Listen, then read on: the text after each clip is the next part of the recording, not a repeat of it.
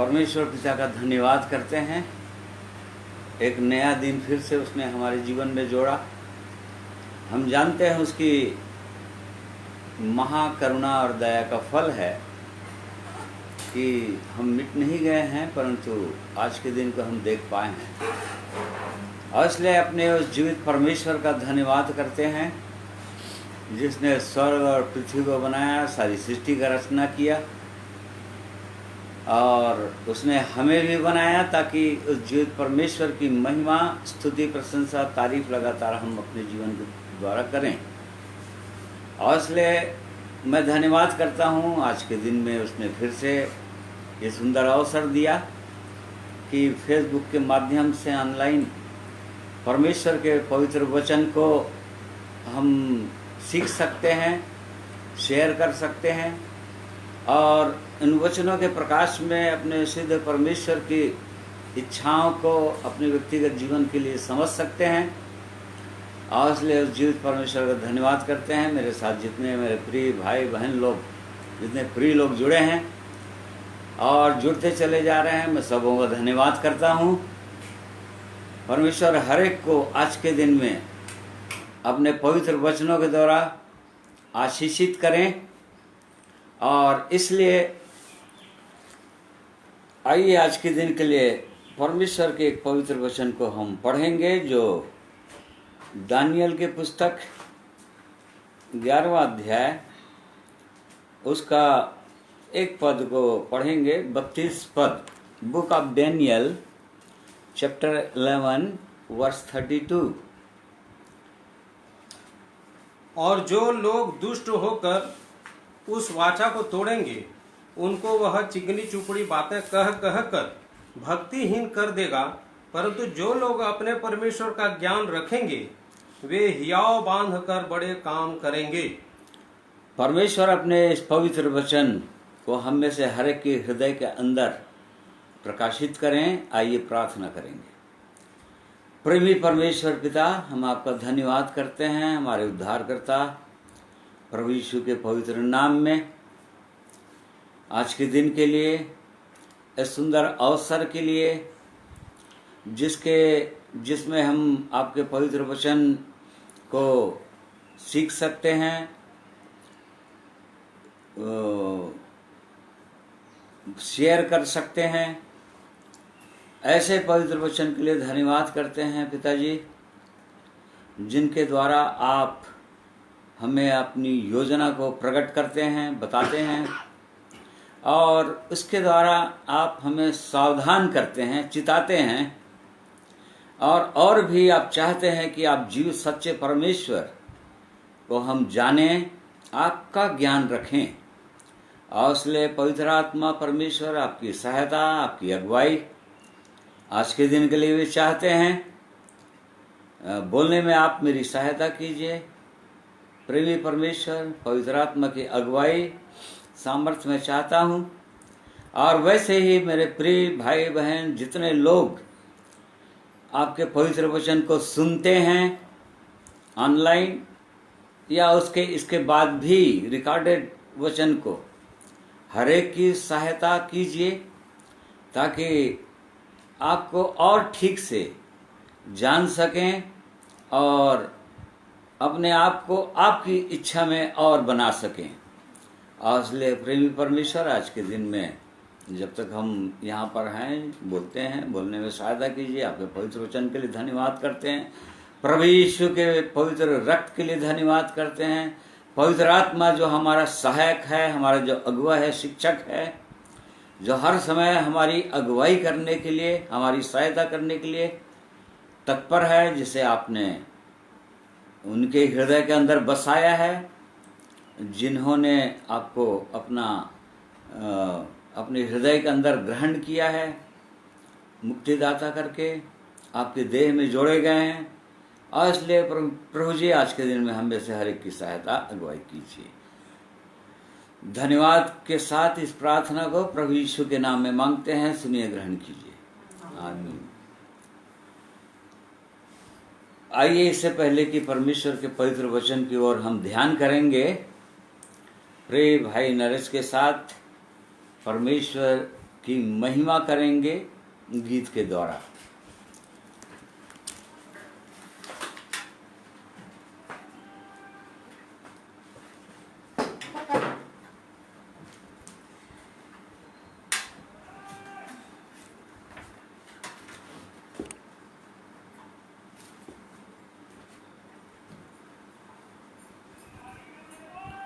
प्रभु यीशु मसीह के पवित्र नाम के द्वारा से आप सबों को जय मसीह की।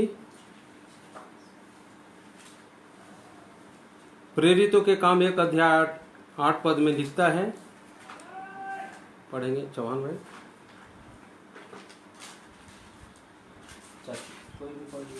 परंतु जब पवित्र आत्मा तुम पर आएगा तब तुम सामर्थ पाओगे और यरूशलेम और सारे यहूदिया और सामरिया में और पृथ्वी की छोर तक मेरे गवाह होगे।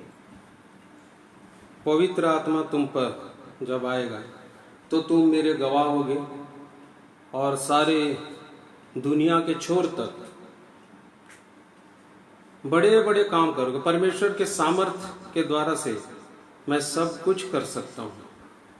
सचमुच में उसकी सामर्थ्य हर एक को चाहिए, और जब उसकी सामर्थ्य मिल जाती है तो एक मनुष्य बहुत कुछ कर सकता है। इसलिए परमेश्वर पिता का धन्यवाद करता हूँ और उसकी सामर्थ्य को मांगने के लिए अपने जीवन में एक गीत को गाऊंगा प्रभु की महिमा के लिए।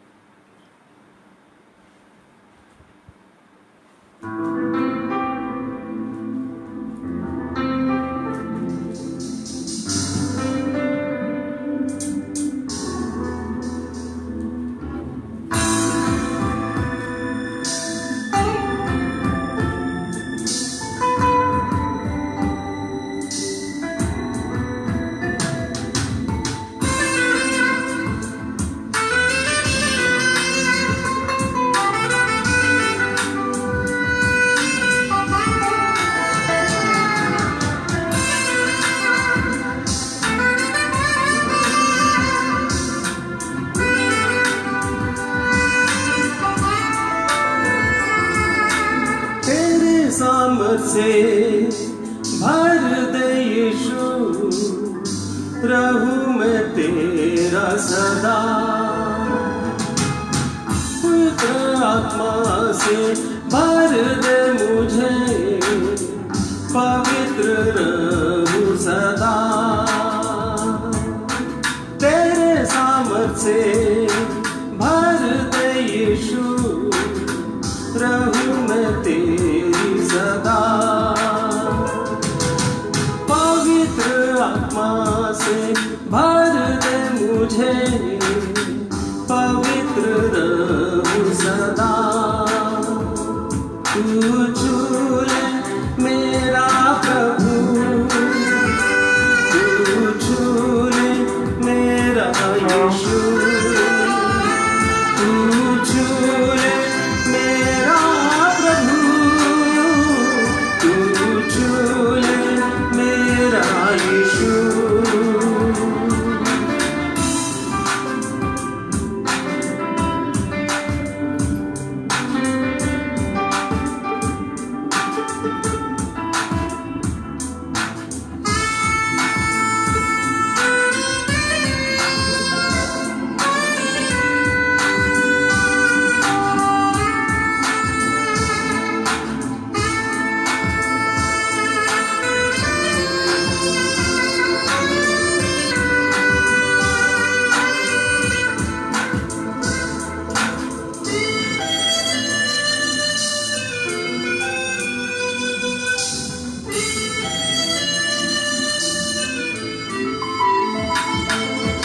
हर मुश्किल को संभव करने वाला तू ही है मेरा खुदा।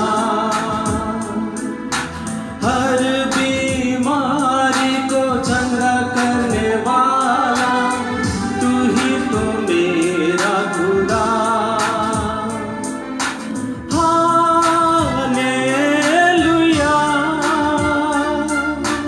हालेलुया। हर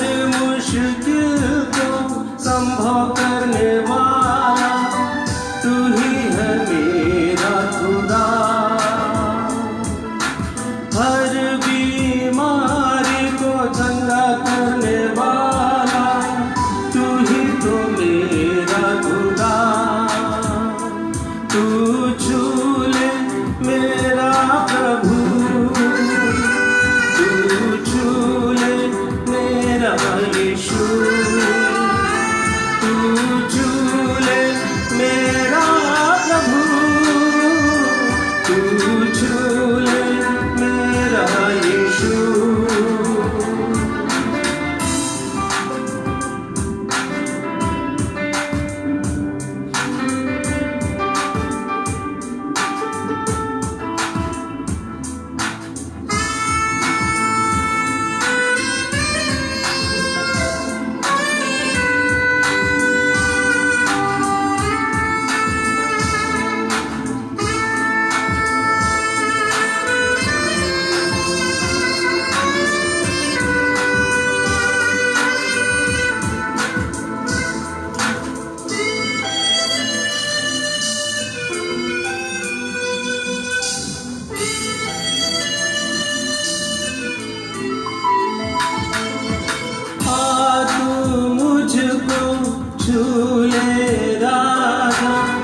धन्य मैं हो जाऊं, दिल के सिंहासन में बस जा, सामर्थ से भर जाऊं। Hallelujah, hallelujah.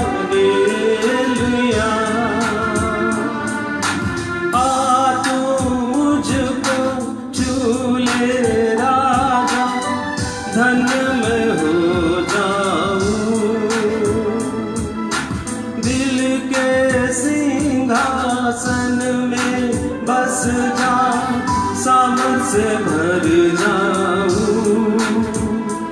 तू छू ले मेरा प्रभु, तू छू ले मेरा यीशु, तू छू ले मेरा प्रभु, तू छू ले मेरा यीशु।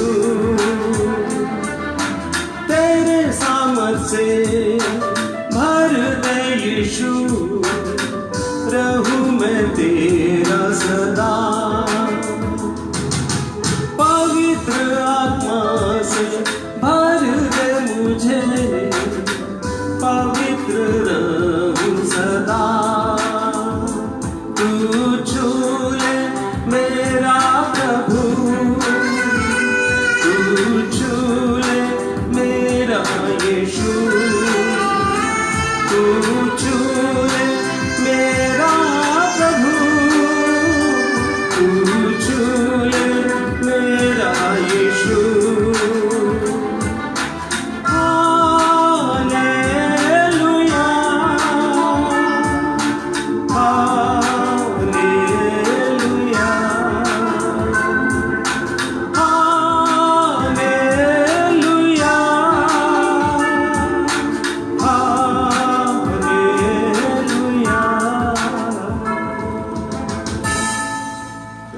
प्रभु का धन्यवाद।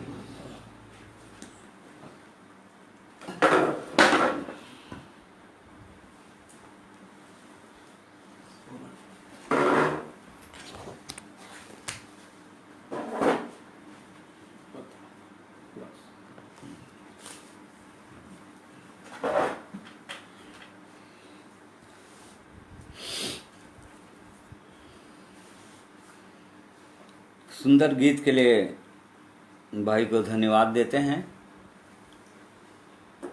सच में वो परमेश्वर हमको अपनी सामर्थ्य से भरना चाहते हैं ताकि हम और भी अपने जीवित परमेश्वर की महिमा अपने जीवनों के द्वारा कर सकें। यही उसकी सिद्ध इच्छा है अपने जीवित परमेश्वर के लिए। और इसी कारण से जैसा कि हमने दानियल 11 अध्याय उसका 32 पद में पढ़ा था, बुक ऑफ डैनियल 11:32 में, एक बार फिर से पढ़ेंगे। और जो लोग दुष्ट होकर उस वाचा को तोड़ेंगे, उनको वह चिकनी चुपड़ी बातें कह कह कर भक्तिहीन कर देगा। परंतु जो लोग अपने परमेश्वर का ज्ञान रखेंगे वे हियाव बांध कर बड़े काम करेंगे। ये परमेश्वर दानियल भविष्यद्वक्ता के द्वारा अंतिम दिनों के विषय में बता रहे थे। यहाँ पर ख्रिस्ट विरोधी के विषय में भविष्यवाणी है, एंटी क्राइस्ट के विषय में, कि जब एंटी क्राइस्ट आएगा तो वो क्या करेगा। और इन दिनों हम उसी की तैयारी कर रहे हैं कि जब महाक्लेश काल आएगा जिसमें एंटी क्राइस्ट राज्य करने वाला है इस पृथ्वी पर 7 साल के लिए, और तब उसके लिए कलीसिया एंटी क्राइस्ट के राज में प्रवेश कर सकती है। परमेश्वर के वचन में बहुत सारे वचन ऐसे हैं जो कलीसिया उसमें प्रवेश करेगी क्लेश काल में।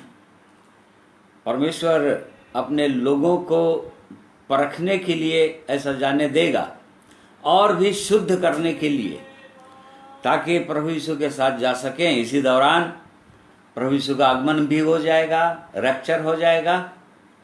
और इसलिए परमेश्वर की सिद्ध इच्छा यही है कि उसके लोग जो प्रभु यीशु के साथ जाने वाले हैं, जो जाने की इच्छा करते हैं, जो उसकी बाट जो रहे हैं, वो लोग और पूरी रीति से शुद्ध हो जाएं, पूरी रीति से तैयार हो जाएं और अपने जीवित परमेश्वर का ज्ञान और अच्छे से रखने पाएं।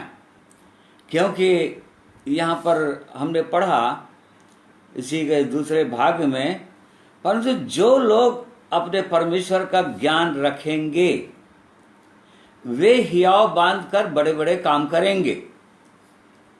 जो लोग बहुत ही मजबूत हो जाएंगे, स्ट्रांग हो जाएंगे परमेश्वर को जानने के द्वारा। क्यों?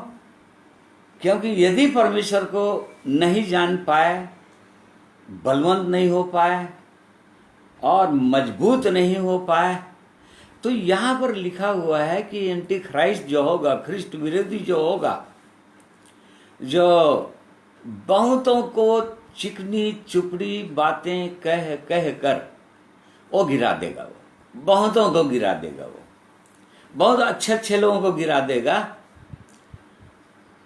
केवल। और वो लोग गिर इसलिए जाएंगे क्योंकि उस जीवित परमेश्वर का को जैसे जानना चाहिए था, जैसे उसका ज्ञान रखना चाहिए था, वैसा उसको नहीं जान पाए, उसका ज्ञान नहीं रख पाए।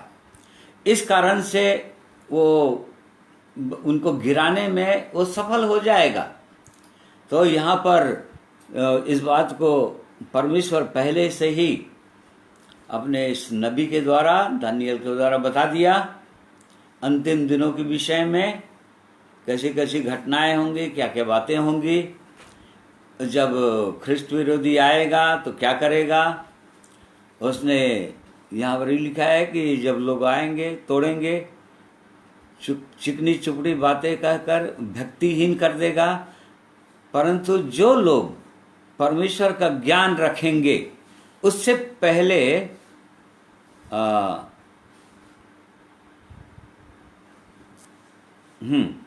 और जो लोग दुष्ट होकर उस वाचा को तोड़ेंगे, यहाँ पर वाचा के विषय में लिखा है।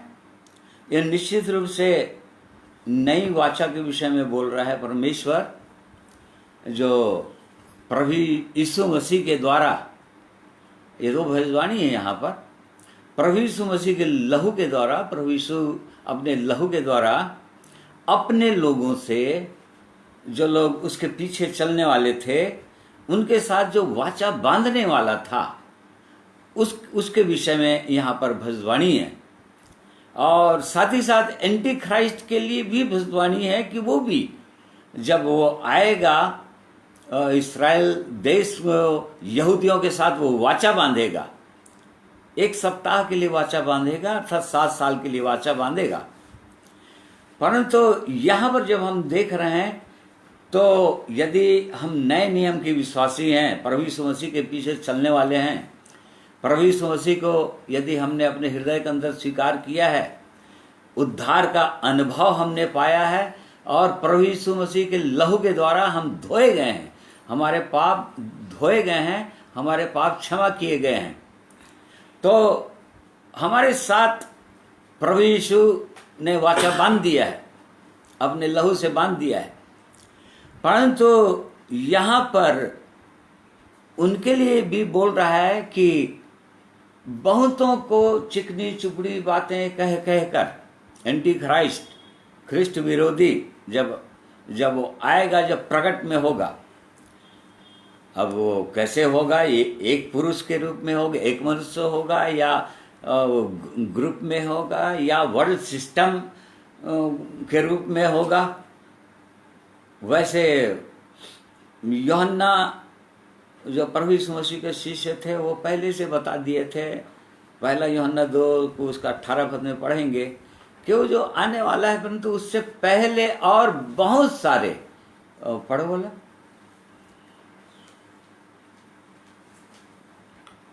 हे लड़कों, यह अंतिम समय है, और जैसा तुमने सुना है कि मसीह का विरोधी आने वाला है, उसके अनुसार अब भी बहुत से मसीह विरोधी उठ खड़े हुए हैं। हाँ, देखिए यहाँ अंतिम समय के विषय में लिखा है, जबकि निश्चित रूप से हम लोग एकदम अंतिम समय में हैं।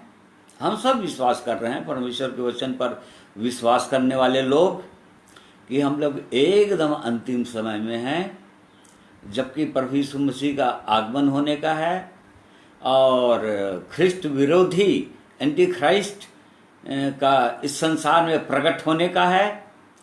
ऐसे समय में यूहन्ना जो प्रभु यीशु मसीह का प्रिय शिष्य थे, उन्होंने पहले बता दिया कि वो जैसे कि वो आने वाला है, उससे पहले बहुत सारे लोग, बहुत सारे एंटी क्राइस्ट, मतलब छोटे छोटे एंटी क्राइस्ट के रूप में वो शैतान जो है अब बहुत सारे लोगों के द्वारा अभी भी वही काम कर रहा है। चिकनी चुपड़ी बातों के द्वारा बहुतों को भरमाने का ही काम कर रहा है, बहुतों को गिराने का काम कर रहा है। और जैसे जैसे वो प्रभु यीशु मसीह का आने का और निकट होगा, जैसे जैसे एंटी क्राइस्ट का एकदम आगमन हो जाएगा, ऐसे समय में और बहुत ज़्यादा करने लग जाएगा और बहुतों को गिरा देगा। और इस कारण से यहाँ परमेश्वर पहले से अपने लोगों को चिताते रहे और अभी भी नए नियम के विश्वासियों को भी वो चिता रहे हैं अपने वचनों के द्वारा और अपने परमेश्वर के लोगों के द्वारा लिखे गए पत्रियों के द्वारा, कि उसके लोग एकदम सावधान रहें, उस जीवित परमेश्वर का हम ज्ञान रखें, जानें उस परमेश्वर को। क्योंकि यदि यूहन्ना 17 अध्याय उसका 3 पद पढ़ेंगे, जॉन 17:3,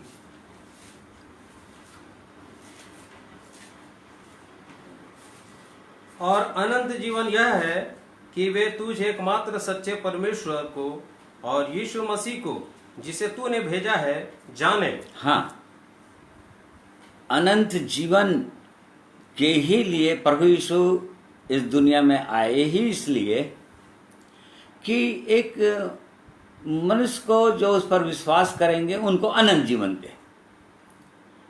और इस कारण से हम पढ़ते हैं यूहन्ना 3:16 में, सबको मालूम रहता है, परमेश्वर ने जगत से ऐसा प्रेम रखा कि उसने अपना एकलौता पुत्र दे दिया, ताकि जो कोई उस पर विश्वास करे नाश न हो परंतु अनंत जीवन पाए। तो अनंत जीवन पाए कहने का मतलब क्या है उसका?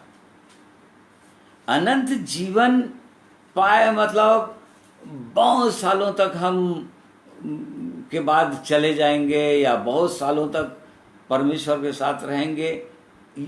यहाँ जब संसार को छोड़ेंगे, शरीर को छोड़ेंगे और तब हम परमेश्वर के साथ रहेंगे, तब वो अनंत जीवन होगा। नहीं, परमेश्वर को जानना ही अनंत जीवन है। यहाँ पर प्रभु यीशु स्वयं बोल रहे थे अंतिम प्रार्थना के समय कि अनंत जीवन यही है कि हम उस जीवित परमेश्वर को जो सारी सृष्टि का मालिक है, सारे ब्रह्मांड का रचने वाला परमेश्वर है, उसको हम जाने, व्यक्तिगत रीति से जाने, और प्रभु यीशु को जिसने उसे भेजा इस संसार में उसको जाने व्यक्तिगत रीति से। यही अनंत जीवन है। जो लोग जान गए वो अनंत जीवन पा गए। तो उस जीवित परमेश्वर को जानना है, और जितना हम जानते चले जाएंगे उतने ही हम समझ जाइए अनंत जीवन को पकड़ रहे हैं। पहला तीमुथियुस 6वां अध्याय, फर्स्ट तीमुथियुस 6:12। विश्वास की अच्छी कुश्ती लड़ और उस अनंत जीवन को धर ले जिसके लिए तू बुलाया गया और बहुत से गवाहों के सामने अच्छा अंगीकार किया था। यहाँ पर पौलुस प्रेरित व्यक्तिगत रीति से तीमुथियुस को, जो उसका विश्वास योग्य पुत्र था, अर्थात उसके द्वारा वो जीवन पाया था, सुंदर जीवन, उसको यहाँ पर बोल रहा है कि उस अनंत जीवन को धर ले जिसके लिए तू बुलाया गया। हाँ, जिसके लिए तू बुलाया गया था, इसको अनंत जीवन को धर ले बोल रहा है। इसको कम से कम 20-25 साल हो गया है तीमुथियुस को इस जीवन को पाए हुए, और जीवित परमेश्वर के साथ चलते चलते, पौलुस के साथ इस सेवकाई में आगे बढ़ते बढ़ते, पौलुस प्रेरित उसको लिख रहा है कि अनंत जीवन को जिसके लिए तू बुलाया गया था, क्या कर ले, उसको धर ले। हाँ, उसको एकदम पकड़ ले, छूटने ना पाए। तो इसको ये तो नहीं बोल रहा है कि अनंत जीवन जब उद्धार पा जाएगा या नए जन्म को पा जाएगा तो अनंत जीवन पा जाएगा तू। ये तो कब से पा चुका है अनंत जीवन, 20-25 साल हो चुके हैं इसको। तो अनंत जीवन में चलते चलते चलते उस जीवित परमेश्वर को समझते जानते हुए, तो इसका मतलब क्या हुआ, उस परमेश्वर को, अनंत जीवन क्या है हमने देखा, परमेश्वर को जानना। इसका मतलब अनंत जीवन को पकड़ ले, इसका मतलब उस परमेश्वर को लगातार और जानते जा, और जानते जाओ, और जानते जाओ, वो परमेश्वर को और समझते जाओ, उस प्रभु यीशु को और व्यक्तिगत रीति से जानते जाओ, उसका ज्ञान रखो। जब तक उसका ज्ञान नहीं होगा स्ट्रांग रहेंगे ही नहीं, ऐसे ही वो पीछे हट जाएंगे एंटी क्राइस्ट के समय में। और अभी भी जो कलीसिया सताव से गुजर रही है एक तरह से, और ये आरंभ है, प्रभु यीशु ने कहा है तो पीड़ाओं का आरंभ है, और अब जब आरंभ है तो और आगे निश्चित रूप से कलीसिया को परमेश्वर आग से ले जाएगा। और इसलिए जीवित परमेश्वर को हमको जानना बहुत जरूरी है। बहुत से लोग तीतुस 1 अध्याय उसका आखिरी पद पढ़िए, book of Titus chapter 1 verse 16। वे कहते हैं कि हम परमेश्वर को जानते हैं, पर अपने कामों से उसका इनकार करते हैं, क्योंकि वे घृणित और आज्ञा न मानने वाले हैं और किसी अच्छे काम के योग्य नहीं। देखिए, बहुत सारे लोग अभी भी परमेश्वर के वचन पर विश्वास करने के कारण से, परमेश्वर के वचन को पढ़ने के कारण से, वो कहते हैं कि हम परमेश्वर को जानते हैं, परंतु अपने कामों के द्वारा इसका इनकार करते हैं। इसका मतलब उस परमेश्वर को जानते नहीं। जानते नहीं कहने का मतलब पाप में डूबे हुए हैं। जैसे कि पहला कुरिन्थी 15 अध्याय उसका 34 पद को पढ़िए, वहां पर देखिए पौलुस प्रेरित कुरिन्थियों के कलीसिया को क्या लिखता है, उनको चिताता है। 1 Corinthians 15 वर्स 34, धर्म के लिए जाग उठो और पाप न करो, क्योंकि कुछ ऐसे हैं जो परमेश्वर को नहीं जानते। मैं तुम्हें लज्जित करने के लिए यह कहता हूँ। देखो, ऐसे हैं जो परमेश्वर को जानते ही नहीं। क्यों नहीं जानते? चूंकि नहीं जानते, इसी कारण से वो पाप में डूबे हुए हैं। पाप का जीवन है। वो बताते जरूर हैं, बोलते जरूर हैं कि हम परमेश्वर को जानते हैं, परमेश्वर से प्रार्थना भी करते हैं, परंतु उसको व्यक्तिगत रीति से नहीं जानते हैं और इस कारण से पाप में डूबे हुए हैं। उस परमेश्वर को नहीं जानेंगे, उसका सामर्थ्य को नहीं जानेंगे, बल बढ़ेगा ही नहीं, और बल बढ़ेगा ही नहीं तो वो आने वाले समय में बहुत से लोग गिर जाएंगे और प्रभु यीशु के साथ जाने ही नहीं पाएंगे। इसी कारण से उस परमेश्वर की सिद्ध इच्छा अपने लोगों के लिए यही है, उस परमेश्वर को हम जाने। कैसे रूप में, किस रूप में हमको जानना चाहिए? उस परमेश्वर को कैसे जान सकते हैं? वो है कौन? उसका परिचय हमसे कैसे होगा? प्रभु यीशु ने उस परमेश्वर को प्रकट किया। यूहन्ना 1 अध्याय उसका 18 पद में, गॉस्पेल ऑफ जॉन चैप्टर 1:18, यहाँ पर इस प्रकार से, परमेश्वर को किसी ने नहीं देखा, एकलौते पुत्र जो पिता की गोद में है उसी ने उसे प्रकट किया। देखिए, परमेश्वर को कभी किसी ने देखा नहीं था, परमेश्वर को कभी किसी ने जाना ही नहीं था, परंतु एकलौता पुत्र जो पिता के गोद में है उसने उसको प्रकट कर दिया। अर्थात वो पिता है, वो स्वर्गीय पिता है, वो उसका प्रेम पिता का प्रेम है।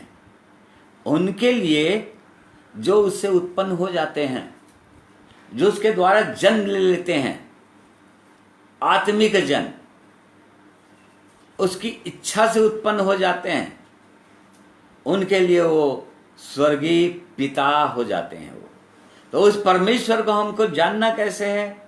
वो हमारे पिता हैं, पिता के रूप में जानना है। इसीलिए प्रभु यीशु ने अपने शिष्यों को जो प्रार्थना करना सिखाया, उसमें उसने यही कहा, जब तुम प्रार्थना करो तो कहना, मत्ती 6 अध्याय उसका 11 पद से लिखा हुआ है, कहना कि हे पिता तू जो स्वर्ग में है। देखिए, मतलब वो परमेश्वर जो सारी सृष्टि का मालिक है, सब लोगों का परमेश्वर है, परमेश्वर सब का है, परंतु पिता सबका नहीं है। वो उस परमेश्वर सबका है, सृष्टि करने वाला परमेश्वर सबका है, वो सृष्टिकर्ता सबका है, और इस कारण से वो निष्पक्ष है। जो आवश्यकता की चीज़ों, जो अपने क्रिएशन या जो अपनी सृष्टि के लिए जो आवश्यक है, जैसे कि प्रभु यीशु ने कहा, वो धर्मियों और दुष्टों दोनों के लिए अपना मेघ बरसाता है, धर्मियों और दुष्टों दोनों के लिए अपना सूर्य को उदय करता है। वो निष्पक्ष है इस संबंध में, क्योंकि परमेश्वर है जो सबका परमेश्वर है, परंतु पिता सबका नहीं हो सकता, वो पिता सबका नहीं है। और इस कारण से जब तक एक व्यक्ति उसके द्वारा उत्पन्न नहीं होगा, तब तक वो पिता कहला नहीं सकता। जैसा कि उसी का 12 पद भी पढ़िए, 1 अध्याय का 12 पद। परंतु जितनों ने उसे ग्रहण किया, उसने उन्हें परमेश्वर की संतान होने का अधिकार दिया, अर्थात उन्हें जो उसके नाम पर विश्वास रखते हैं। और वे न तो लोहू से, न शरीर की इच्छा से, न मनुष्य की इच्छा से, परंतु परमेश्वर से उत्पन्न हुए हैं। देख लीजिए, ऐसा परमेश्वर आत्मिक बच्चे उत्पन्न करता है। वो लोग परमेश्वर की इच्छा से नहीं उत्पन्न, मनुष्य की इच्छाओं से उत्पन्न नहीं होते, मांस और शरीर के द्वारा उत्पन्न नहीं होते, मांस और लहू से उत्पन्न नहीं होते, मनुष्य की इच्छा से नहीं उत्पन्न होते, परंतु परमेश्वर की इच्छा से उत्पन्न होते हैं। उनको अपना संतान कहता है, अर्थात उनको अपना पुत्र और पुत्रियां कहता है, वो उनका पिता कहलाता है। इसलिए क्या उस जीवित परमेश्वर को हम वो हमारा स्वर्गीय पिता है करके हम जान रहे हैं, हम जानते हैं। प्रभु यीशु ने अपने शिष्यों को कहा, जब तुम प्रार्थना करना तो ऐसे प्रार्थना करना, हे हमारे पिता तू जो स्वर्ग में है। देख लीजिए, इसका मतलब चूंकि प्रभु यीशु ने अपने शिष्यों को चुन लिया था, उनको ये अधिकार मिल गया था कि उस परमेश्वर को पिता पुकार सकते थे, पिता कह सकते थे वो लोग। और इसी कारण से वो लोग उनको पिता। अब इसको हम प्रकट कैसे करेंगे कि हमारा स्वर्गीय पिता है, स्वर्ग में हमारा एक पिता है जो हमारी चिंता करते हैं। प्रभु यीशु ने कहा मत्ती 6 अध्याय उसी का 33 पद में, मैथ्यू 6 वर्स 32 में, क्योंकि अन्य जाति इन सब वस्तुओं की खोज में रहते हैं, पर तुम्हारा स्वर्गीय पिता जानता है कि तुम्हें इन सब वस्तुओं की आवश्यकता है। हाँ देखिए, सारा संसार, सारे लोग इस संसार में चिंतित हैं, परेशान हैं, हर चीजों के लिए चिंतित है मनुष्य। क्या खाएंगे, क्या पिएंगे, कहाँ रहेंगे, कैसे होगा, भविष्य कैसे होगा, बाल बच्चों का भविष्य कैसे होगा, कहाँ से हम पैसा अर्जित करेंगे, राशन पानी कैसे भरेंगे, सब चिंतित परेशान है। और जो लोग चिंतित परेशान है इस संबंध में, वो प्रकट करते हैं, इससे प्रकट होता है कि उनका पिता नहीं है जो उनकी चिंता कर सकता है। ये प्रकट होता है, क्योंकि ये प्रकट होता है कि उस जीवित परमेश्वर को वो लोग व्यक्तिगत रीति से नहीं जानते, उसके साथ पिता और पुत्र होने का संबंध नहीं है, जुड़े नहीं हैं, और इस कारण से चिंतित परेशान रहते हैं, दुखी रहते हैं, संसार में हाय हाय हाय हाय का जीवन जीते रहते हैं। और इससे प्रकट होता है कि वो पिता नहीं है उनका। परंतु हमको जानना है, जैसे कि प्रभु यीशु ने प्रकट कर दिया, और उसने प्रकट किया, प्रभु यीशु ने प्रकट किया, क्योंकि पिता के गोद में है वो परमेश्वर जो उसका पिता भी है। और इस कारण से हर समय जब तक प्रभु यीशु इस संसार में थे, वो अपने पिता की इच्छा को ही पूरा करते रहे, और इसलिए हर समय उसकी ओर देखते रहे कि पिता की इच्छा क्या है मेरे जीवन में। और वो पिता की इच्छा के बिना वो यहाँ तक कि पिता को जो काम करते हुए देखते थे, पिता को जो बोलते सुनते थे, यूहन्ना 5 अध्याय में दिया हो 19 और 30 पद में, जॉन 5:19-30 में दिया हुआ है। जो पिता से सुनते थे वो प्रभु यीशु बोलते थे, जो पिता को काम करते देखते थे वो प्रभु, मतलब पूरी रीति से पिता और पुत्र का संबंध था, प्रभु यीशु का इस प्रकार संबंध था। इसी कारण से वो पिता को प्रकट करते थे अपने 3.5 साल तक की जो सेवा के दौरान जो उन्होंने मिनिस्ट्री किया, और उससे पहले 30 साल तक, और जब वो अपने माता पिता यूसुफ और मरियम के अधीनता में जब थे, तभी भी उस पिता की जो स्वर्ग में है उसकी इच्छा को पूरी करते थे वो। और इस प्रकार से उसने प्रकट किया। और जो भी उसने काम किया, जैसे कि प्रभु यीशु क्रूस पर जाने से पहले अपने शिष्यों के पांव धोए और अंगोछे से उसको पोछे, और उसके बाद उन्होंने सिखाया अपने शिष्यों को, तुम मुझको गुरु और प्रभु कहते हो, तुम ठीक कहते हो, और इसलिए जबकि मैं प्रभु और गुरु होकर तुम्हारे पांव धोया हूं, तो तुमको भी ऐसा ही करना चाहिए। क्यों? क्योंकि पिता को मैं ऐसे ही करते देखता हूं। मैं वो पिता ऐसा है, जो इसलिए प्रकट हुआ, वो ऐसा प्रेमी है, ऐसा प्रेमी है, ऐसी चिंता करता है अपने संतानों की कि उनकी एक एक चीजों का ध्यान करता है वो, और इस प्रकार से वो आगे बढ़ाता है। और इसलिए हमको जानने की आवश्यकता है, उस जीवित परमेश्वर को समझने की आवश्यकता है, उस प्रभु यीशु को समझने की आवश्यकता है। और जो लोग उसको जान गए, उस जीवित परमेश्वर का जो लोग अनुभव करते हैं अपने जीवन में, उनके लिए तो अद्भुत अद्भुत प्रतिज्ञाएं ही हैं। सब कुछ अद्भुत प्रतिज्ञाएं हैं। प्रतिज्ञाओं से बाइबल जुड़ा हुआ है। जो लोग उस परमेश्वर को जान गए, पिता के रूप में जान गए और उससे प्रेम करने लगे, जैसे कि रोमियो 8 अध्याय, रोमन्स 8 वर्ष 28,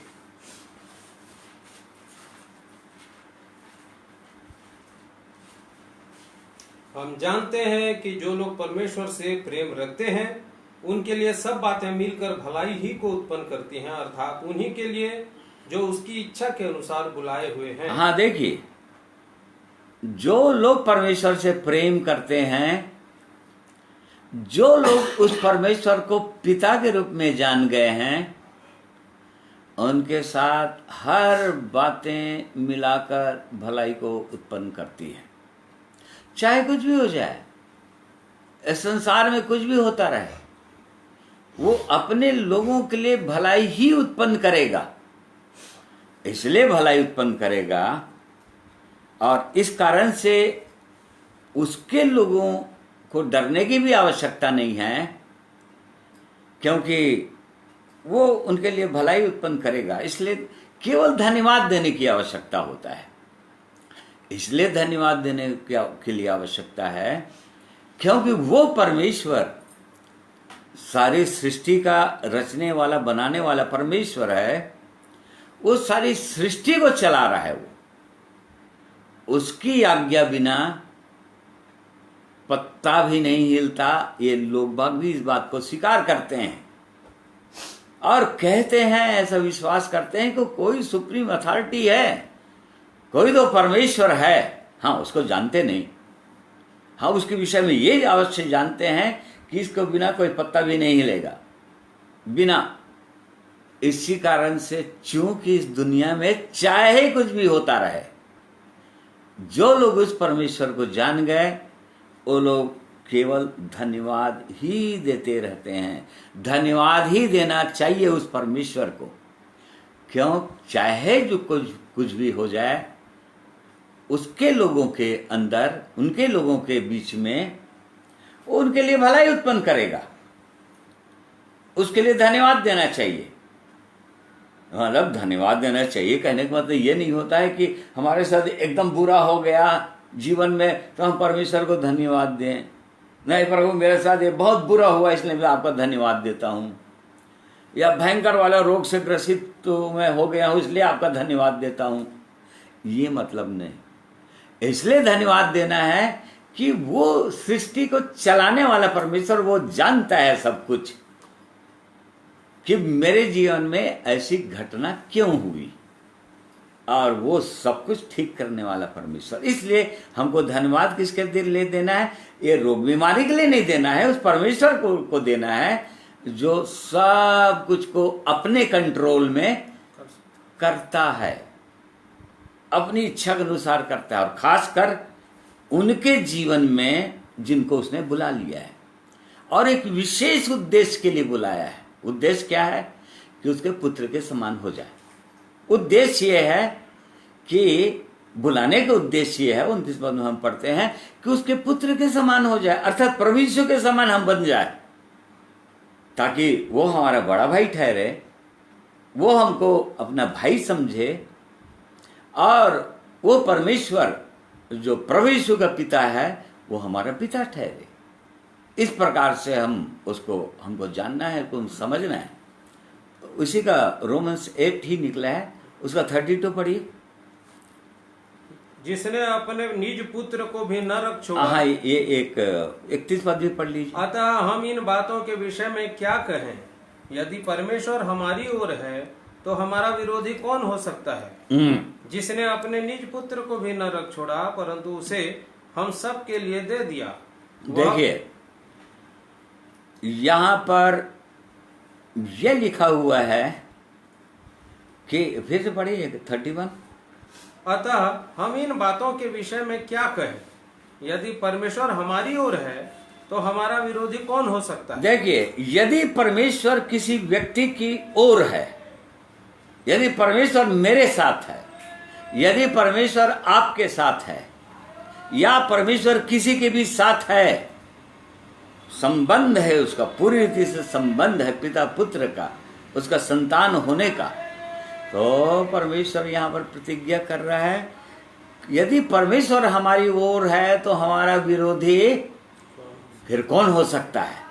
फिर उसके बाद पूरा लिस्ट दिया हुआ है, क्या अकाल होगा, क्या तलवार होगा, क्या नंगाई होगा, क्या क्या कोई क्लेश होएगा, या कोई महामारी होगा, या अभी कोरोना से सब लोग डर रहे हैं, कोरोना वायरस से।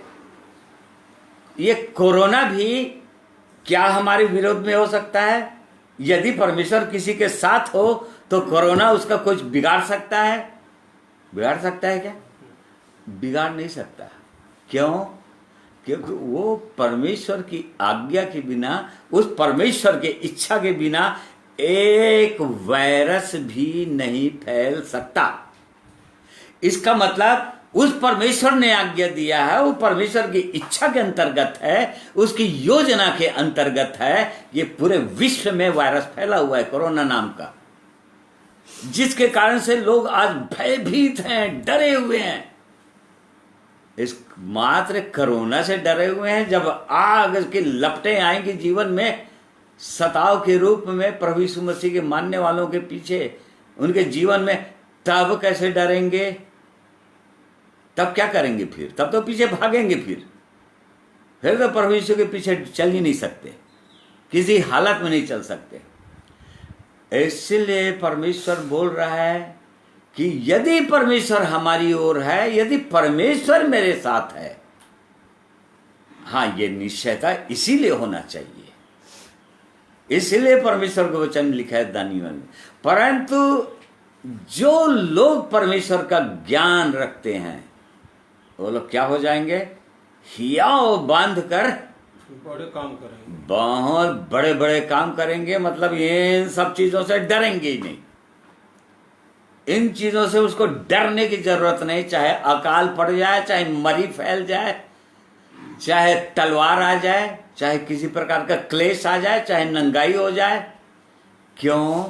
क्योंकि ऐसा परमेश्वर है जिसने 32 पद में क्या लिखा है 32, जिसने अपने निज पुत्र को भी न रख छोड़ा परंतु उसे हम सब के लिए दे दिया। हाँ, जिसने अपने निज पुत्र को भी नहीं रख छोड़ा परंतु हम सब के लिए, जितने लोग विश्वास करते हैं, जितने लोग उसके चरणों में आ चुके हैं, जितने लोग अपना व्यक्तिगत उद्धारकर्ता ग्रहण कर चुके हैं, उनके लिए उसने अपने निज पुत्र को दे दिया।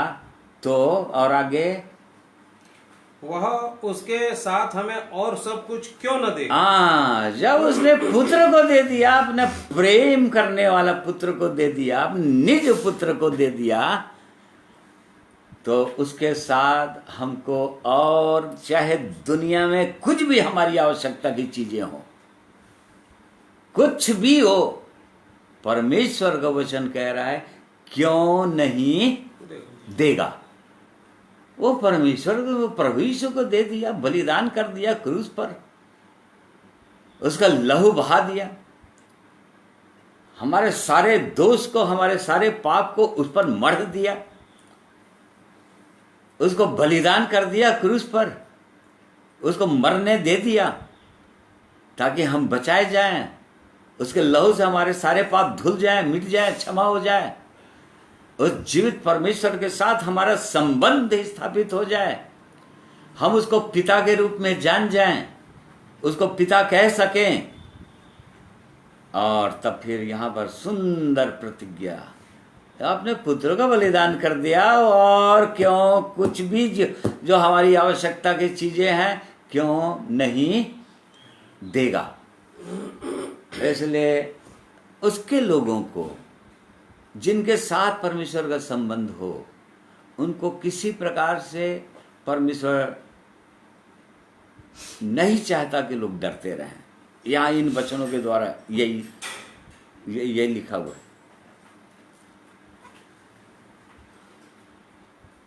और इसलिए उस जीवित परमेश्वर को हमको वास्तव में जानने की आवश्यकता है। फिर उस जीवित प्रभु यीशु को जानने की आवश्यकता है। वो कौन है, वो क्या किया है, उसने क्या किया। वो ना केवल क्रूस पर बलिदान होने के लिए आया कि क्रूस पर बलिदान हो जाए और अपना लहू बहा दे, केवल उसी के लिए नहीं आया ताकि हमारे पाप क्षमा हो जाएं, परंतु और आगे और कुछ करने के लिए आया। जैसे कि इब्रानी 6 अध्याय book of Hebrew chapter 6 verse 20, जहाँ यीशु ने मलकीसिदक की रीति पर सदा काल का महायाजक बनकर हमारे लिए अगुआ के रूप में प्रवेश किया है।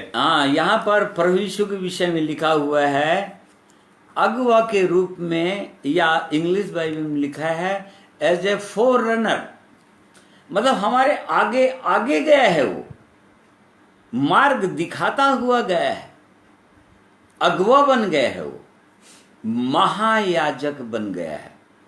पुराने नियम में महायाजक लोग वर्ष में एक बार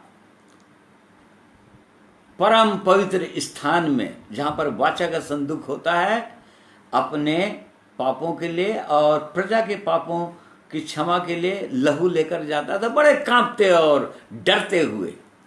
उसको स्वयं प्रभु यीशु एक बार हम में से हर एक के पापों के बदले में लहू बहाकर ओ परम पवित्र स्थान अर्थात स्वर्ग, अर्थात जो जीवित परमेश्वर के पास चले गए, अगुवे के रूप में चले गए, एज ए फोर रनर के रूप में वो पहले ही चले गए। क्या इसको हम जानते हैं? और जाकर उसने क्या किया वहां पर, उसको इस रूप में जानिए कि वो हमारा अगुवा है। पुराने नियम में मीका नबी की पुस्तक में बहुत सुंदर वचन लिखा हुआ है इससे संबंधित, वही भविष्यवाणी है वो। मीका 2 अध्याय book of Micah chapter 2 verse 13, उनके आगे आगे बाड़े का तोड़ने वाला गया है, इसलिए वे भी उसे तोड़ रहे हैं और फाटक से होकर निकले जा रहे हैं। उनका राजा उनके आगे आगे गया, अर्थात यहोवा उनका सरदार और अगुआ है। देखिए, और प्रभु यीशु ने मार्ग दिखाया, वो ऐसा ही नहीं, वो सब प्रभु यीशु चल कर दिखा दिया कि कैसे चलना है इस जीवन में आकर, इस बुरे संसार में, पापी संसार में, जबकि सब लोग पापों में डूबे हुए हैं, खोए हुए हैं, भटके हुए हैं। ऐसे संसार में जबकि हर प्रकार के लोग हैं, टेढ़े और हठीले लोग, ऐसे लोगों के साथ किन से कैसे बातें करना है, किन को कैसे उत्तर देना है, कैसी परिस्थितियां आएंगी उसको कैसे डील करना है, ये सब चल कर प्रभु यीशु अगुवे के रूप में वो दिखा दिया। और अंत में वो क्रूस पर बलिदान होकर वो अपना ही लहू लेकर वो स्वर्ग तक चले गए महायाजक के रूप में, मलकीसिदक की रीति पर एज ए फोर रनर हमसे आगे चले गए। वो बाड़े का तोड़ने वाले लिखा है मीका की पुस्तक में, वो हमारे आगे आगे का बाड़े के तोड़ता हुआ चला गया। अर्थात जो भी रुकावटें आएंगी जीवन में, जो भी रुकावटें आती चली गई, उसके जीवन में भी आते गए। बहुत सारे लोग उसको रोकने लगे, इस रास्ते से नहीं जा सकते हो, उस रास्ते से नहीं जा सकते हो। प्रभु यीशु के साथ बहुत रुकावटें थी, लोग हर समय उसको पथरवा करके मार ही डालना चाहते हैं, कंगूरे से नीचे गिरा ही देना चाहते थे, रुकावट ही रुकावट, परंतु बाड़े को तोड़ने वाला आगे बढ़ता ही चला गया है वो, और वो स्वर्ग तक पहुंच गया है। वो हमारा प्रभु यीशु है। क्या इस रूप में हम प्रभु यीशु को जानते हैं कि न केवल हमारे लिए लहू बहाया क्रूस पर जाकर ताकि हमारे पाप क्षमा हो जाए, परंतु इस जीवन में, अब इस संसार में हमको चलना भी है, बड़े सामर्थ्य के साथ चलना है और उन पर जय पाते हुए जाना है संसार में। तो हमको प्रभु यीशु को देखना है, वो कैसे चला, वो कैसे आगे बढ़ा, कैसे हमारे लिए अगुवे का काम किया, वो आगे आगे कैसे चला, मार्गदर्शन कैसे किया उसने। इस बात को हमको जानने की आवश्यकता है और हमको जानना ही चाहिए। फिर इतना ही नहीं, जब प्रभु यीशु चले गए, स्वर्ग चले गए, पिता के पास चले गए, और पिता के पास जाने के बाद उन्होंने क्या किया, अपने शिष्यों को पहले ही बता दिया था कि तुम्हारे लिए मेरा जाना आवश्यक है और फायदेमंद है, तुम्हारे लिए जाना आवश्यक है, जरूरी है, क्योंकि यदि मैं नहीं जाऊंगा तो वो सहायक नहीं मिलेगा। उस क्या सहायक के रूप में हम जानते हैं उसको, उस प्रभु यीशु को, कि वो न केवल वो अपने शिष्यों को पहले बता दिया था, यूहन्ना 14 का वो 17 पद में, 17 एंड 16 वर्ष में, जॉन 14, 16, 17 में,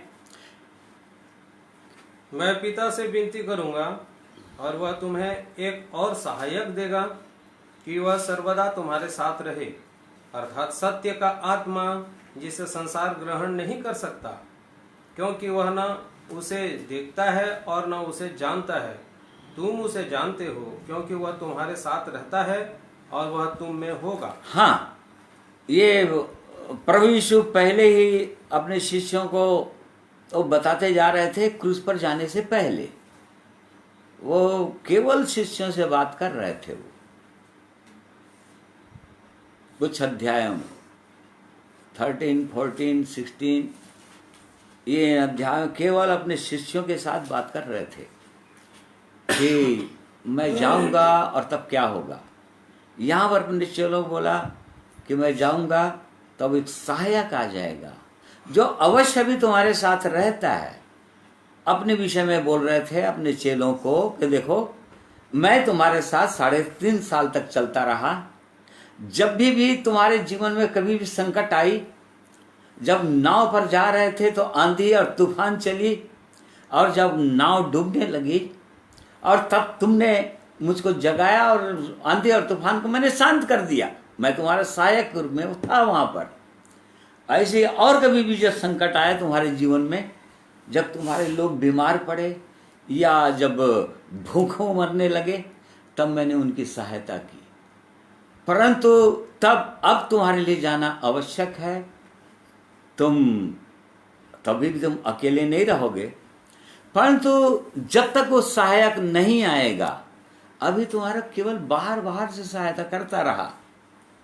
और चूंकि बाहर से सहायता करता रहा, तभी भी जब प्रभु यीशु मसीह को पकड़वाया गया, जब पकड़ने वाले उसके पास आ गए, सारे के सारे चेले उसको छोड़कर भाग गए, डर गए वो लोग। प्रभु यीशु मसीह जब जी उठने के बाद भी वो लोग क्या कर रहे थे, वो लोग डर गए।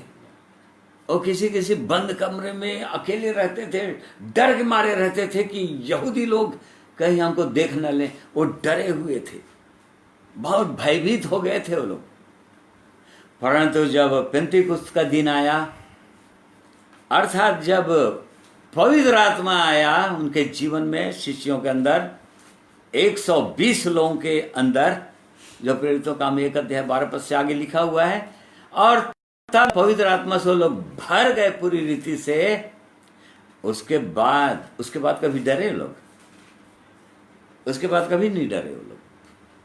पवित्र आत्मा आने के बाद, उनके जीवन में आने के बाद, वो लोग वो सामर्थ्य को पा गए, वो अद्भुत सामर्थ्य उनके अंदर आ गया, उस परमेश्वर का सामर्थ्य आ गया। और उसके बाद वो लोग कभी भी मार खाने से नहीं डरे। उसके बाद भी याजक और महायाजक के सभाओं में उसको बेते मारते रहे और उनको डराते रहे, चमकाते रहे, मना करते रहे, परंतु वो लोग डरने वाले लोग नहीं थे। क्योंकि उसके बाद फिर वो लोग कभी डरे नहीं, फिर प्रभु यीशु के पीछे चलते रहे, चलते रहे, चलते रहे। अर्थात वो सहायक आ गया, वो परमेश्वर उनकी सहायता करने के लिए पवित्र आत्मा के रूप में अब उनके अंदर आ गया, सहायक के रूप में। क्या तब फिर वो लोग नहीं डरे, उसके बाद डरने की कोई आवश्यकता नहीं थी। और आज हम जानते हैं, आज जो लोग डरते रहते हैं उसका मेन कारण ये है कि उस पवित्र आत्मा को अनुभव नहीं कर रहे हैं अपने जीवन में, उससे भरपूर होते नहीं जा रहे हैं। क्योंकि यदि वो परमेश्वर जो हमारे साथ रहेगा, साथ रहता है, वही परमेश्वर यदि किसी के अंदर आ जाए, किसी के हृदय के अंदर आ जाए और पूरी रीति से वो देह पवित्र आत्मा का देह बन जाए, तो उसको क्या डरने की आवश्यकता होगी? वो सर्वशक्तिमान सारी सृष्टि को चलाने वाला परमेश्वर, जिसकी आज्ञा के बिना इस सृष्टि इधर से दाएं से बाएं नहीं हो सकता, ऐसा परमेश्वर एक मनुष्य के हृदय के अंदर आ जाए, वो सामर्थ्य पा जाए वो मनुष्य, और तभी वो क्या काम करेगा, जैसे दानियल की पुस्तक में हमने पढ़ा, और बड़े बड़े हियाव बांधकर, अर्थात वो इतना सामर्थ्य से भर जाएगा, सामर्थ्य पाकर फिर डर नहीं सकता वो। और फिर वो दुष्ट के, एंटी क्राइस्ट के, या अभी भी जो छोटे छोटे छोटे छोटे ख्रिस्ट विरोधी के रूप में जो काम कर रहे हैं, बहुत सारे लोग काम कर रहे हैं और बाइबल लेकर ही काम कर रहे हैं, बाइबल का ही उपयोग, शैतान जो है बाइबल का ही उपयोग करेगा, कोई दूसरी पुस्तक का उपयोग नहीं करेगा। प्रभु यीशु मसीह पर विश्वास करने वालों के लिए वो बाइबल का ही उपयोग करेगा। तो बहुत सारे लोगों को भरमा कर रख दिया है, और आने वाले दिनों में तो और, जैसे कि हमने वचन में पढ़ा, चिकनी चुपड़ी बातें कर करके बहुत से लोगों को भरमा देगा, गिरा देगा, और बहुत सारे लोग गिर जाएंगे, लिखा है।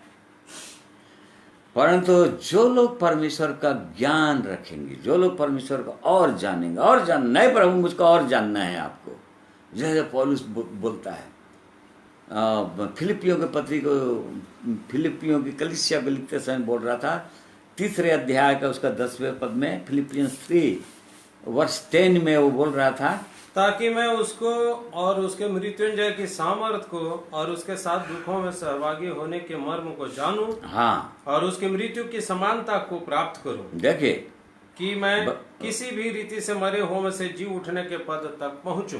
जय फिलिप में पत्री लिख रहा है, वो पत्र लिख दिया, उससे पहले कितनी कलीसियाओं को पत्र लिख चुका है, वो बहुत कुछ उस परमेश्वर को, उस प्रभु यीशु को व्यक्तिगत रीति से जान भी चुका है, वो अनुभव भी कर रहा है, उसके बाद भी कह रहा है, ताकि मैं उस परमेश्वर को, ताकि मैं उसको और उसके मृत्युंजय, उसके मृत्युंजय के, वो जीवित परमेश्वर को और प्रभु यीशु को और उसके मृत्युंजय की, अर्थात मृत्यु पर किस तरह से वो जय पा लिया, कैसे सामर्थ्य से वो जी उठा, उसको और जानूं, और जानना है, और जानने की इच्छा है उसको। अर्थात वो जैसे जैसे उसको जानते चले जाएंगे, इसका मतलब क्या हुआ, हम अनंत जीवन को और मजबूती से क्या करते जा रहे हैं, धरते, पकड़ते, और पकड़ते जा रहे हैं। उस अनंत जीवन को आपको छूटने वाला नहीं, और पकड़ते ही चले जा रहे हैं उस अनंत जीवन को, क्योंकि हम उस परमेश्वर को और प्रभु यीशु मसीह को हम और व्यक्तिगत रीति से, अनुभव से और जानते ही चले जा रहे हैं। और इस कारण से ये परमेश्वर की सिद्ध इच्छा और मनसा है कि इससे पहले कि प्रभु यीशु का आगमन हो जाए, या उससे भी पहले महाक्लेश काल आ जाए, या कलीसिया को सताव से गुजरना पड़े, परख के लिए सताव आग आ जाए, सताव आ जाए प्रभु यीशु मसीह के पीछे चलने वालों के पीछे, और इस कारण से वो परमेश्वर अपने ऐसे वचनों के द्वारा अपने लोगों को और बलवंत कर देना चाहता है और स्ट्रांग कर देना चाहता है, ताकि किसी भी प्रकार से वो दुष्ट जो है उनको गिरा ना सके, या किसी प्रकार से उसकी चिकनी चुपड़ी बातों में वो उसके माया जाल में फंसने ना पाए, या अद्भुत झूठी सामर्थ्य जो दिखाता है, झूठी सामर्थ्य दिखाएगा, लिखा है थिस्सलुनीकियों की पत्री में, झूठी सामर्थ्य के द्वारा बहुतों को भरमाएगा, लिखा है। तो उसके झूठी सामर्थ्य पर आ न जाए और बहक न जाए और गिर न जाए। इस कारण से उस परमेश्वर का हम धन्यवाद करते हैं कि ओ परमेश्वर हमसे प्रेम करते हैं, वो अपने लोगों से प्रेम करते हैं, हर एक से प्रेम करते हैं, जो उसको जान गए हैं उनसे प्रेम करते हैं, जो लोग उसको नहीं जाने हैं वो परमेश्वर उनसे भी प्रेम करते हैं और चाहते हैं कि वो लोग भी उस परमेश्वर को जान जाए। हर व्यक्ति अपने सृष्टि करने वाले परमेश्वर को, अपने प्रतिदिन का सांस देने वाले परमेश्वर को, प्रतिदिन जीवन के अंदर कृपा करने वाले परमेश्वर को जान जाए। यही परमेश्वर की इच्छा है हम में से हर एक के लिए। और इस कारण से हम इन वचनों के द्वारा हमको जांचना ही चाहिए कि व्यक्तिगत रीति से मैं अपने परमेश्वर को कितना जानता हूँ, उसको क्या मैं पिता के रूप में जानता हूँ, वाकई में अनुभव से जानता हूँ, और यदि जानता हूँ तो क्या वैसे ही बिहेव करता हूँ या वैसे ही चलता हूँ उसके अनुसार।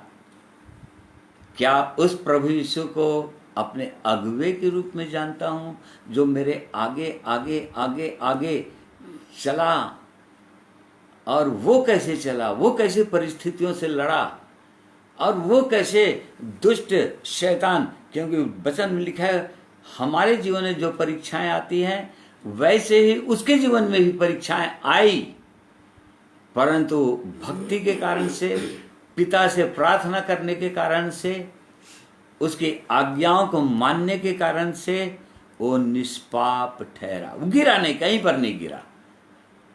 तो वो हमारा सही में अगुवा है और वो हमारा सहायक परमेश्वर भी है। पवित्र आत्मा के रूप में अपने लोगों की वो निरंतर सहायता करना चाहते हैं, अपनी सामर्थ्य से और भरना चाहते हैं लगातार पवित्र आत्मा रूपी सामर्थ्य से, ताकि हम और बलवंत हो जाएं और मजबूत हो जाएं, और किसी भी प्रकार से अपने प्रभु यीशु की वाचा को, जो उसने अपने लहू के द्वारा हमसे बांधा है, वो हमसे टूटने ना पाए। यहां पर लिखा है दानियल की पुस्तक, बहुत लोग तोड़ देंगे, उस वाचा को तोड़ देंगे, और इस व्यवहारिक जीवन में, इस आत्मिक जीवन में अनुभव से हमने देखा है, हमने जाना है कि बहुत से लोग उस वाचा को तोड़ देते हैं, उस वाचा को स्मरण नहीं रखते हैं, उस लहू का अपमान कर देते हैं अपने जीवन में। पवित्र आत्मा जो मिला रहता है उसका अपमान कर देते हैं, उसको खेदित कर देते हैं, उसको दुखित कर देते हैं, और इस कारण से बहुत से लोगों के जीवन में वो पवित्र आत्मा का अनुभव नहीं होता है, और इसी कारण से बहुत से लोगों के जीवन में भटकाव होता है। और इसलिए परमेश्वर का हम धन्यवाद करते हैं ऐसे पवित्र वचनों के लिए, और परमेश्वर इन वचनों के द्वारा हम में से हर एक की सहायता करें, अगुवाई करें, अपने हृदय को जांचने में हमारी सहायता करें, ताकि हम उस जीवित परमेश्वर को और जैसे हमको जानना चाहिए हम अभी तक नहीं जान पाए हैं, हम स्वीकार करते हैं। मैं स्वीकार करता हूँ कि मैं जैसे जानना चाहिए उस परमेश्वर को, मैं अभी तक जाना ही नहीं हूँ उसको। बहुत ही अल्प ज्ञान है, परंतु मैं जानना चाहता हूँ उस परमेश्वर की। यही इच्छा प्रिय भाइयों और बहनों हम सबों की होनी चाहिए कि उस परमेश्वर को हम और जाने और जाने, और एक दिन तब हम पूरी रीति से जान जाएंगे, जब हम उस परमेश्वर के साथ सदा सर्वदा के लिए उसके साथ स्वर्ग में रहेंगे। इसलिए परमेश्वर इन वचनों के द्वारा हम सबों की सहायता करे। आइए प्रार्थना करेंगे। प्रेमी परमेश्वर पिता, आपका धन्यवाद करते हैं आपके पवित्र वचन के लिए, जिनके खुलने से प्रकाश होता है, और जो भोले लोग हैं उनको समझ प्राप्त होता है। कई बार प्रभु जी आपके प्रकाश नहीं होने के कारण से बहुत सारी बातें जो अंधकार में छिपी हुई हैं, या जिन बातों के विषय में हम जानते नहीं हैं, जिनके विषय में अज्ञानता है हमारे हृदय के अंदर, परंतु आप अपने पवित्र वचनों के द्वारा ऐसी बातों को प्रकट कर देते हैं। और इसलिए आपके ऐसे वचनों के लिए हम धन्यवाद करते हैं। इन वचनों के द्वारा हम में से हर एक की सहायता कीजिए प्रभु जी, ताकि हम और आपको ठीक ठीक जान जाएं। धन्यवाद करते हैं आपके इस जीवित वचन के लिए, आपकी सहायता, आपकी अगुवाई के लिए, और धन्यवाद के साथ इस प्रार्थना को अपने एकमात्र उद्धारकर्ता प्रभु यीशु के पवित्र मधुर नाम में मांगते हैं। सुनिए, ग्रहण कीजिए। आमीन। प्रिय भाइयों और बहनों, मैं आप सबों का एक बार फिर से धन्यवाद करता हूं, जितने लोग ऑनलाइन मेरे साथ जुड़े और परमेश्वर के वचन को आपने ध्यानपूर्वक सुना है। परमेश्वर आपकी सहायता करे, परमेश्वर इन वचनों के द्वारा और आपकी सहायता करे। इन वचनों का और मनन कीजिए, ताकि इन वचनों के द्वारा और आप आशीषित हों।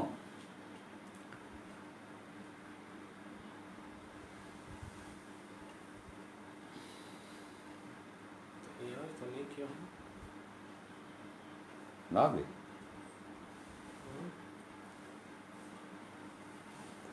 ये गीत भाई और प्रभु के महिमा के में गाना चाहते हैं, इसलिए जिनके पास समय है थोड़ी देर और समय दे दीजिए, और तभी समाप्त करेंगे।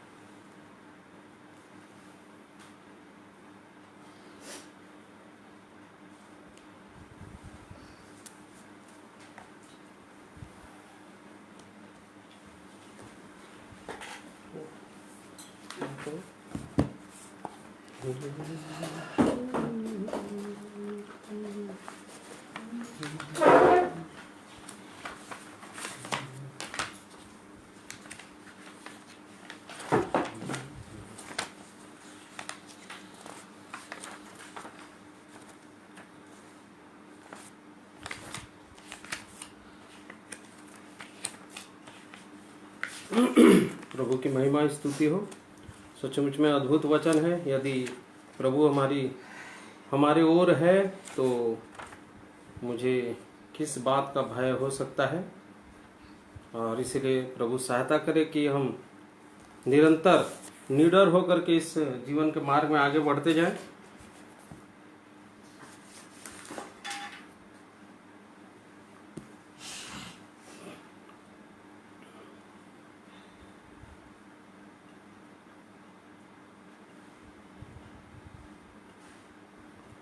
थोड़ा लगा दे तो उधर, थोड़ा सा किया वहाँ से।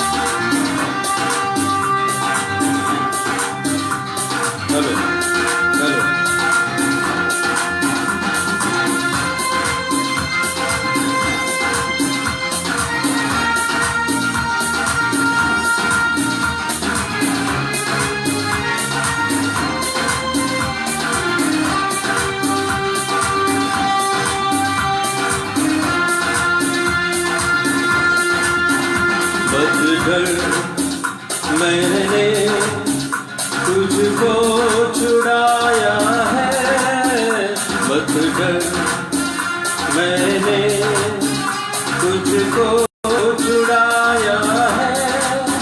तेरा नाम ले करके तुझे मैंने बुलाया है, तेरा नाम ले करके तुझे मैंने बुलाया है। मत डर मैंने तुझको छुड़ाया है, मत डर।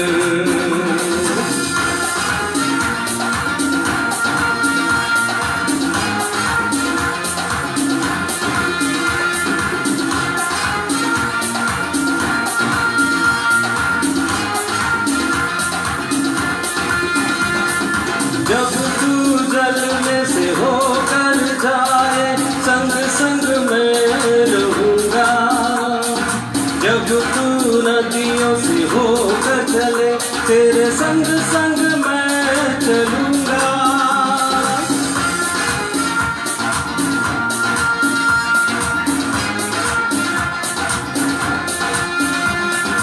जब तू नदियों से होकर जाए संग संग मैं रहूंगा, जब तू नदियों से होकर चले तेरे संग संग मैं चलूंगा। न डुबा सकेगी ये तुझे तेरा यहोवा कहता है, न डुबा सकेगी ये तुझे तेरा यहोवा कहता है। मत डर मैंने तुझको छुड़ाया है, मत डर।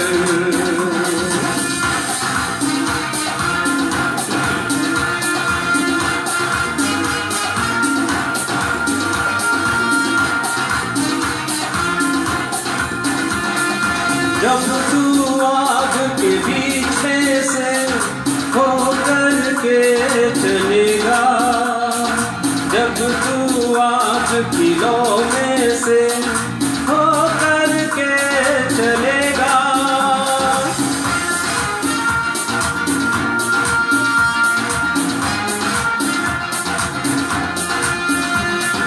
जब तू आग के बीच में से होकर के चलेगा, जब तू आग की लौ में से होकर के चलेगा। न जला सकेगी ये तुझे तेरा यहोवा कहता है, न जला सकेगी ये तुझे तेरा यहोवा कहता है। मैंने तुझको छुड़ाया है, मत डर।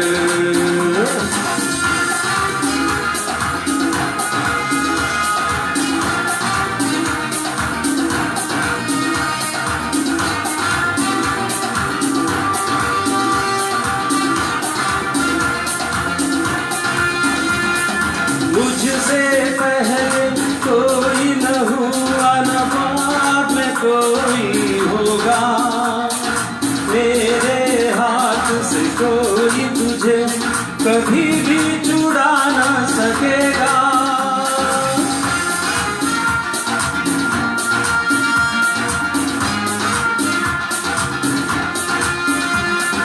मुझसे पहले कोई न हुआ न बाद में कोई होगा, मेरे हाथ से कोई तुझे कभी भी छुड़ा न सकेगा।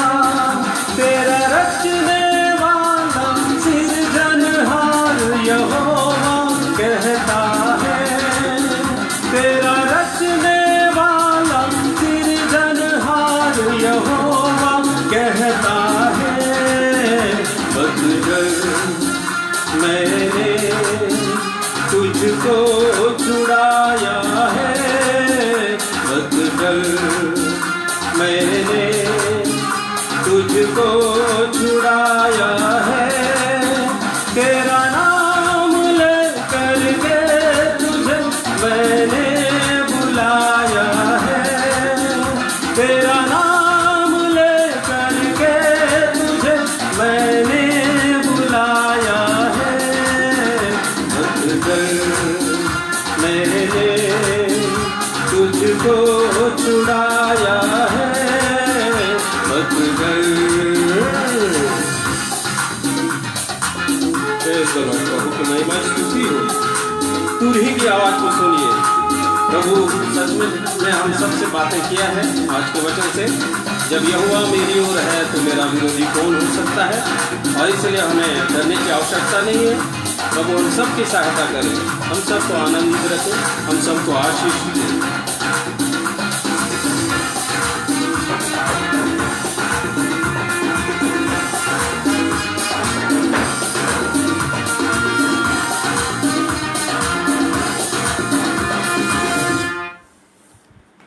परमेश्वर का धन्यवाद करते हैं अपने प्रिय भाई के लिए, सुंदर गीत के लिए। सचमुच में और प्रभु का ये आह्वान है, और वो परमेश्वर हम में से हर एक को और निर्भय ही करना चाहते हैं, ताकि हम किसी भी बात के लिए न डरें, भय रहित रहें और प्रभु के काम में और आगे बढ़ते जाएं।